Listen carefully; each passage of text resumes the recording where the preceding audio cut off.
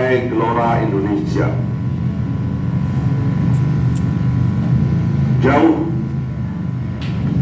di dasar sanubari kita Indomie di mana di sebagai di bangsa apa itu? besar. Foto-foto dah. Oh iya ini dia kan di foto yang akut Ditambah kopi tuh. bahwa sekarang atau foto di situ Pak. setelah 2 dekade menikmati demokrasi Atau ini sudah progres.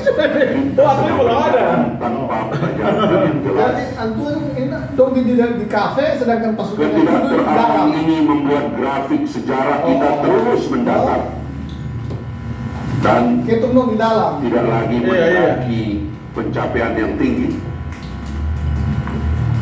Padahal seluruh potensi besar kita sebagai bangsa yang seharusnya meledak saat kita beralih ke sistem demokrasi. Betul. Langit kita terlalu tinggi, tapi kita terbang terlalu rendah. Ketakutan kita yang akut itu menandai adanya krisis yang kompleks, baik dalam narasi maupun Nah ini kepemimpinan. ruangan ini.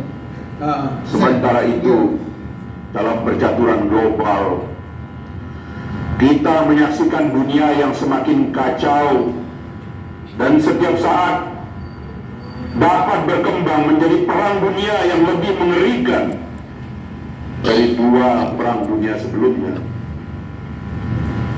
Perubahan pada perimbangan kekuatan global dalam bidang ekonomi, teknologi dan militer telah memicu perang supremasi baru antara kekuatan global, Amerika Serikat, Tiongkok, Rusia, dan Eropa.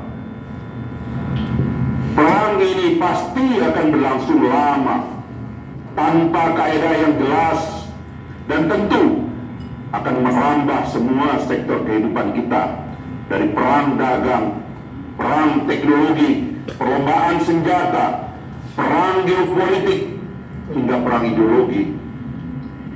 Sistem global mulai tidak berfungsi dan seluruh institusinya seperti lumpuh dan tidak berdaya menghadapi krisis global ini. Perang selalu hadir saat sejarah menemui jalan buntu.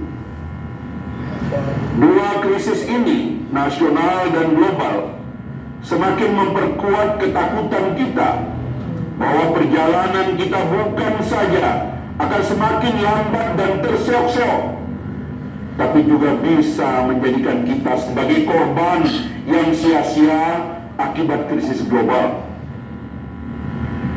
Dan patahan-patahan sejarah yang telah kita lalui sejak masa penjajahan Belanda dan Jepang hingga gerakan 30 September atau G30 SPKI tahun 1965 sebagai residu perang dingin adalah fakta kasat mata bagaimana kita menjadi korban dari krisis global yang tidak terantisipasi.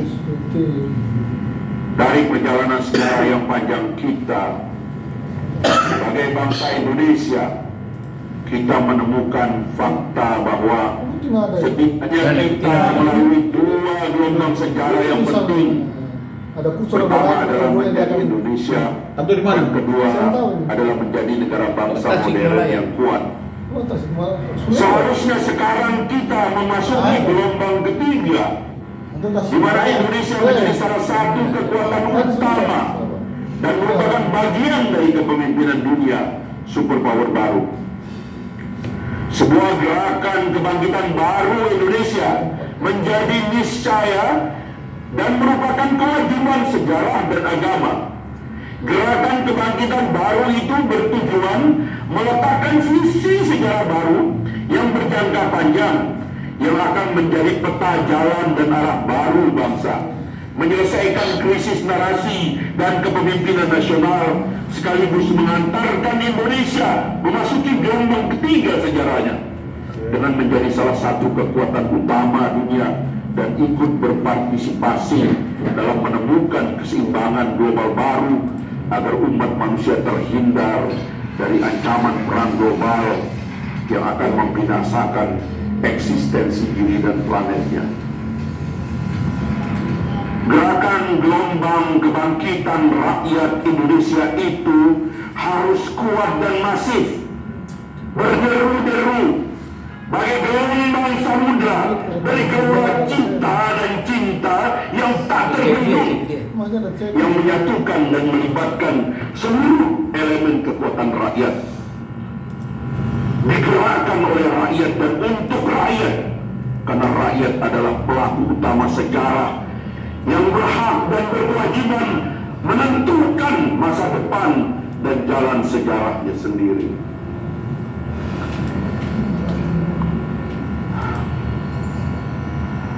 Dengan bertawakal kepada Allah Subhanahu wa Ta'ala dan untuk menunaikan kewajiban sejarah bangsa dan agama serta diilhami oleh peristiwa Sumpah Pemuda yang menjadi penanda lahirnya kita sebagai bangsa dalam gelombang menjadi Indonesia, maka pada hari ini, Senin 28 Oktober 2019, kami menyatakan berdirinya Partai Gelombang Rakyat Indonesia atau disebut Gelora Indonesia, Jakarta 28 Oktober 2019.